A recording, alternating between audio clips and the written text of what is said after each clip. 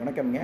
இந்த சென்னிமலை பகுதியில் காங்கேயம் டு சென்னிமலை இந்த பகுதிகளில் வாழும் வேளாண் குடிகள் அவர்களின் கிட்டத்தட்ட அவர்களோட ஆடு 800 ஆடு டு 900 ஆடு பக்கமாக வெறிநாய் கடுகுகளால் இறந்து கிட்டத்தட்ட 1 மாதம் ஆகியும் உரிய இழப்பீடு தராமல் காலம் தாழ்த்தி கொண்டே இருக்கும் திமுக அரசு அவர்களை அனைவரையும் அழைத்து சரியான நீதியையும் தர்மத்தையும் நிலைநாட்ட வேண்டும் என்று கொங்கு நாடு இளைஞர் கட்சியும் சித்திரமேலி பெரியநாட்டார் சபையும் கேட்டுக்கொள்கிறது. அது மட்டும் இல்லாமல் இந்த மண்ணின் மூத்த குடியான வேளாண் குடிக்கு உரிய இழப்பீடு கண்டிப்பாக தரணும். அது மட்டும் இல்லாமல் 10 லட்ச ரூபா கள்ளச்சாராயம் குடித்து 10 லட்ச ரூபா இறந்தவர்களுக்கு கொடுக்கும் இந்த அரசு இந்த வேளாண் குடிகளுக்கு இழப்பீடு தராமல் ஏமாற்றி கொண்டிருப்பது மிக வன்மையாக கண்டிக்கிறோம். கொங்கு நாடு இளைஞர் கட்சி நிச்சயமாக இதை வன்மையாக கண்டிக்கிறது. அவங்கள கூப்பிட்டு கண்டிப்பாக அவங்க ஆட்டுக்களை விலை நிர்ணயம் பண்ணணும்.